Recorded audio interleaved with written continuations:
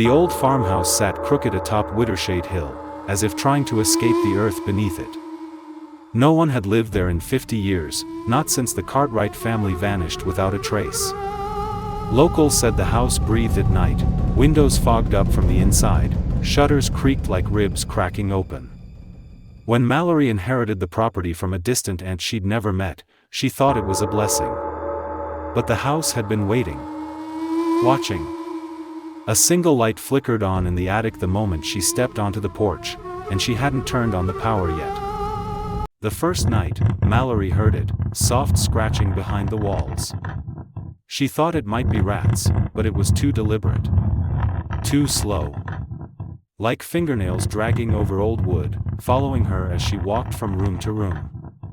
At 3:12 a.m., she awoke to a whisper behind the drywall, her name, Mallory, repeated in a voice too dry, too close. She pressed her ear to the plaster and something on the other side pressed back, warm and pulsing like skin. When she screamed, the voice laughed. It wasn't trying to hide. It was introducing itself. Mallory detected the sour odor by the third day, akin to mildew-soaked decomposing meat. It led to the basement door, which was secured with 7 nails that didn't match the wood and rusted chains. The metal hissed beneath her fingertips as she touched the handle, creating a key-shaped welt. That night, the door unlocked itself. Something banged against the steps below, heavy and wet, pushing itself forward one stair at a time as the chains slithered to the floor.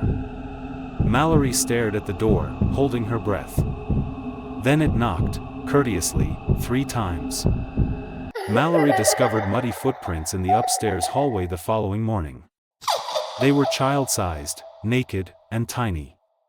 They led to the nursery. She was unaware that the house contained a nursery. With its immaculate lace curtains and a mobile that continued to spin gently in spite of the motionless air, the crib inside appeared to have been trapped in time. However, a voice muttered from the crib, "You're not my mother," as she turned to go. She looked in. A child, with lifeless eyes and paper-thin, pale skin, sat there. It let forth a wordless scream, its mouth opening too wide. Then it quickly crawled toward her. Mallory barricaded the nursery, but the reflections didn't stop. Every mirror in the house began showing things they shouldn't. Her reflection moved when she didn't. It smiled when she cried. In the upstairs study, she found a hidden door behind a bookshelf, leading to a room lined wall to wall with antique mirrors, all facing inward like a ritual. In the center stood her reflection, no glass, no frame, just her. Staring. Then it blinked. She hadn't. It whispered, "You've been here before." And as it stepped forward, her real reflection vanished. In the backyard, hidden beneath a patch of dead earth, Mallory uncovered an old stone well, sealed with a lid made of bone-white wood, engraved with symbols that pulsed faintly in the dark. The air around it was colder. She pried it open. The stench rose instantly, earth, rot, and something metallic. From the depths, she heard voices. Not whispers, but conversations. Children, crying for help. Her own voice, screaming. And a third voice, deep, inhuman, chanting her name backward. She dropped the lid. But the voices didn't stop. Now they were inside her house. Mallory began seeing people in the house, briefly, in mirrors, down halls, around corners. At first, they looked like strangers. Then like friends long dead. Then they looked like her. One night, she turned to find herself standing in the doorway, smiling crookedly. It didn't speak. It didn't move. But its skin sagged like wet cloth and its eyes were empty holes. More of them came, malarious in torn dresses, with mouths stitched shut or hanging open too wide. They whispered in unison, "Only the hollow survive." And then they began to walk toward her. Desperate to escape, Mallory ran to the 3rd floor, but the layout had changed.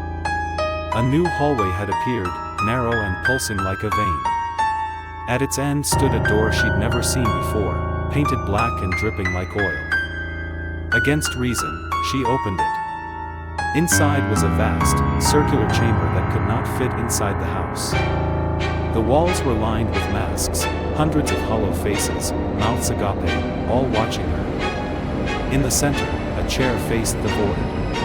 A voice behind her whispered, "Sit, and remember who you were before the skin." Then the door slammed shut. The masks began to weep. Thick, tar-like tears streamed down their hollow cheeks, forming symbols on the floor that glowed with pulsing red light. Mallory couldn't move. Her legs were rooted to the ground.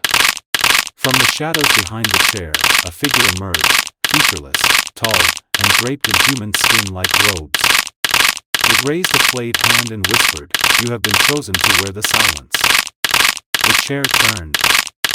Mallory saw herself sitting there, mouth sewn shut, eyes wide with terror. As the lights dimmed, the skin-clad figure took a knife from its ribs. The figure carved a symbol into Mallory's chest. She felt no pain, only emptiness, like her insides were being erased.